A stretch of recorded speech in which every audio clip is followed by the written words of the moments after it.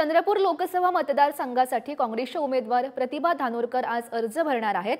चंद्रपूर जिल्हाधिकारी कार्यालयात जाऊन धानोरकर उमेदवारी अर्ज दाखल करतील। त्यापूर्वी प्रतिभा धानोरकर यांच्याशी बातचीत केली आहे आमचे प्रतिनिधी राहुल आसुटकर यांनी। इंडिया आघाडीकडून ज्या उमेदवार आहेत काँग्रेस पक्षाच्या आमदार प्रतिभा धानोरकर ह्या आज आपलं नामांकन या ठिकाणी भरणार आहेत। आपल्यासोबत बोलण्यासाठी ताई आहेत। ताई, आज आपण उमेदवारी अर्ज भरणार आहात।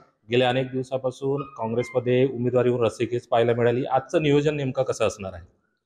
आज 27 मार्च आज मी माझा नामांकन अर्ज भरणार आहे आणि हा अर्ज भरत असताना सगळ्या पक्षश्रेष्ठीचा आशीर्वाद तर मला होताच। घटक पक्षाचे सगळे जिल्हाध्यक्ष, आमच्या महाविकास आघाडीतील सगळे महत्त्वाचे पदाधिकारी आणि कार्यकर्ते मिळून आजचा हा नामांकन अर्ज आम्ही भरणार आहोत। काल सुधीर मुनगंटीवार यांची सभा पार पडली, त्यात त्यांनी भावनेच्या आधारावर जर तुम्ही मतदान करत असाल किंवा एखाद्याचे अश्रू पाहून जर मतदान करत असाल तर पुढील 5 वर्ष तुमच्या डोळ्यातून अश्रू निघणार आहे असं वक्तव्य केलं। याकडे कसं बघा? काल सुधीर भाऊंनी जे वक्तव्य केलं की जातीचा विषय ते बोलले, पण मी जरी कुठल्या विशिष्ट समाजातून येत असले तरी मी ज्या पक्षाकडून उमेदवारी भरली तो पक्ष हा धर्मनिरपेक्ष पक्ष आहे। यात जातीपातीचं राजकारण या पक्षात चालत नाही आणि हे करताना भारतरत्न डॉक्टर बाबासाहेब आंबेडकरांनी जो घटनेचा अधिकार संविधानात आपल्याला दिला त्या संविधानावर चालणारा हा पक्ष आहे।